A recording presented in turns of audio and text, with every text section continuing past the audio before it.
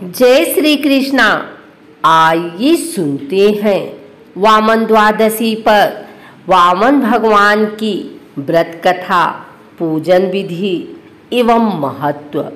वामन अवतार भगवान विष्णु का 5वां अवतार माना जाता है। त्रेता युग में दैत्यों के राजा बलि का अहंकार दूर करने के लिए भगवान ने अवतार लिया था। वामन द्वादशी जयंती को विष्णु जयंती के नाम से भी जाना जाता है। आषाढ़ शुक्ल पक्ष द्वादशी को वामन द्वादशी का व्रत रखा जाएगा। इस दिन श्री हरि नारायण विष्णु का पूजन करने से मनुष्य के अंदर से अहंकार की भावना समाप्त हो जाती है। लोगों के आत्मबल में वृद्धि होती है। आषाढ़ मास की शुक्ल पक्ष की द्वादशी तिथि का प्रारंभ 10 जुलाई को 2:14 से होगा।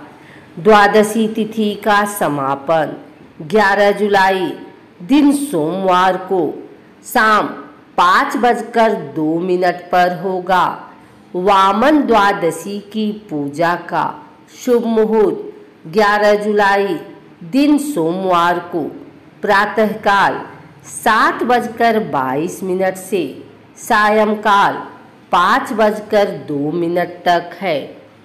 इस दिन प्रातःकाल स्नान करके भगवान वामन की प्रतिमा स्थापित की जाती है। उसके ऊपर यज्ञोपवीत चढ़ाकर पूजा अर्चना की जाती है। फल और मेवा का भोग लगाया जाता है।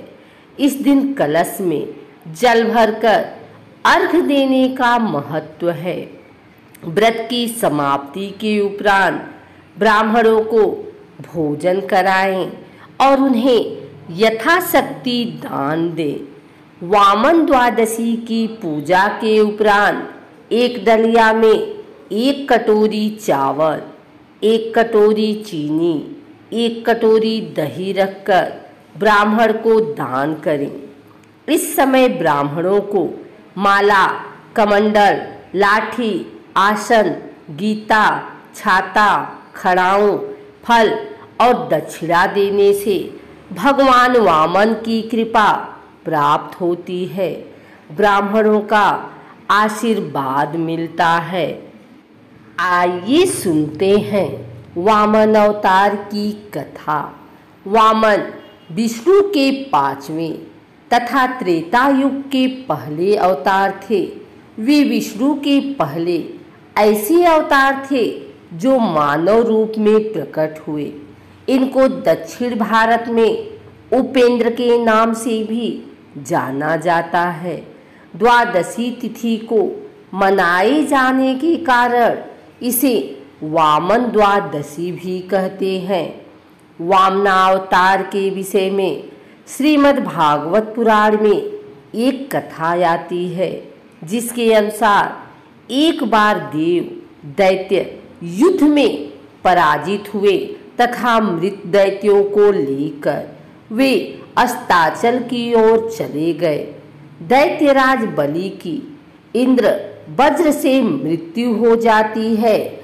तब दैत्य गुरु शुक्राचार्य अपनी मृत संजीवनी विद्या से बलि तथा दूसरे दैत्यों को जीवित तथा स्वस्थ कर देते हैं। राजा बलि के लिए शुक्राचार्य एक यज्ञ का आयोजन करते हैं तथा अग्नि से दिव्य बाण तथा अभेद कवच पाते हैं और असुर सेना अमरावती पर आक्रमण कर देती है। असुर सेना को आते देख देवराज इंद्र समझ जाते हैं कि इस बार वे असुरों का सामना नहीं कर पाएंगे और इसलिए देवता वहां से भाग जाते हैं। स्वर्ग दैत्यों की राजधानी बन जाता है। तब शुक्राचार्य राजा बलि की अमरावती पर अचल राज्य के लिए 100 अश्वमेध यज्ञ का आयोजन करवाते हैं। इंद्र को राजा बलि की इच्छा का ज्ञान होता है कि राजा बलि के 100 यज्ञ पूरे होने पर फिर उनको स्वर्ग से कोई नहीं निकाल सकता है।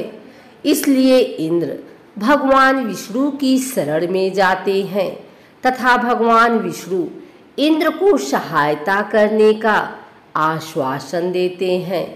तब भगवान विष्णु वामन रूप में अदिति के गर्भ से उत्पन्न होने का वचन देते हैं।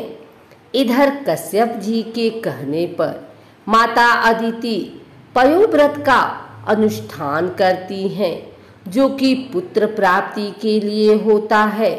तब भाद्रपद मास की शुक्ल पक्ष की द्वादशी के दिन प्रभु माता अदिति के गर्भ से प्रकट हो अवतार लेते हैं तथा ब्रह्मचारी ब्राह्मण का रूप धारण करते हैं।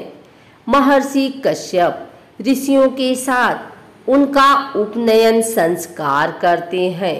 वामन बटुक को महर्षि पुलक, यज्ञोपवीत अगस्त्य ने मृग चर्म, मरीचि ने पलाश दंड, सूर्य ने छत्र, भृगु ने खड़ाऊं, सरस्वती ने रुद्राक्ष माला तथा कुबेर ने भिक्षा पात्र दिया।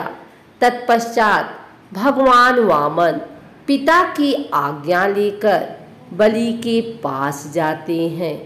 उस समय राजा बलि नर्मदा नदी के उत्तर तट पर अंतिम यज्ञ कर रहे होते हैं। वामन अवतारी श्री विष्णु राजा बलि के पास पहुंच जाते हैं। राजा बलि वामन को देखकर पूछते हैं कि आप कौन हैं। तब वामन उत्तर देते हैं कि हम ब्राह्मण हैं। बलि फिर प्रश्न करते हैं, तुम्हारा कहाँ वास है? ये संपूर्ण ब्रह्म सृष्टि है, वहीं हमारा निवास है। वामन उत्तर देते हैं। यह सुनकर राजा बलि ने सोचा कि जैसे सब लोग सृष्टि में रहते हैं वैसे ही यह ब्राह्मण भी रहता है। फिर बलि पूछते हैं कि तुम्हारा नाथ कौन है? हम सबके नाथ हैं, हमारा कोई नाथ नहीं है। वामन उत्तर देते हैं। राजा सोचते हैं कि हो सकता है कि इनके माता पिता आदि की मृत्यु हो गई हो। तब राजा फिर से प्रश्न करते हैं, तुम्हारे पिता कौन हैं? वामन उत्तर देते हैं कि पिता का स्मरण नहीं करते, अर्थात हमारा कोई पिता नहीं है, हम ही सबके पिता हैं। बलि पूछते हैं कि तुम मुझसे क्या चाहते हो? वामन उनसे भिक्षा मांगते हैं।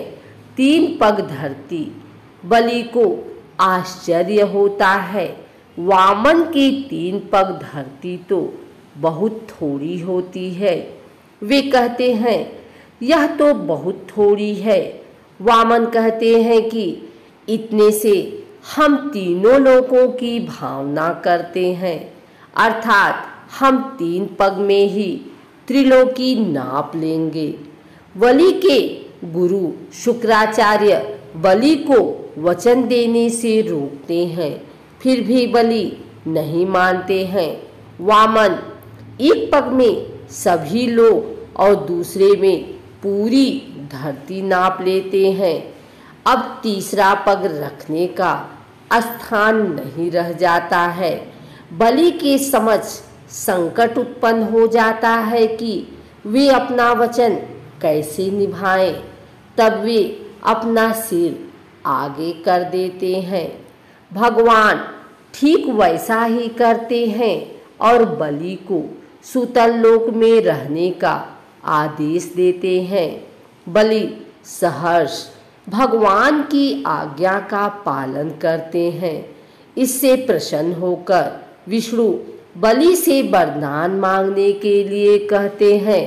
इस पर राजा बलि दिन रात भगवान को अपने पास दिव्य लोक में रहने का वर मांगते हैं तथा भगवान विष्णु अपना वचन पालन करते हुए राजा बलि का द्वारपाल बनना स्वीकार करते हैं, जिन्हें फिर बाद में देवी लक्ष्मी राजा बलि से वर मांगकर मुक्त करवा लेती हैं।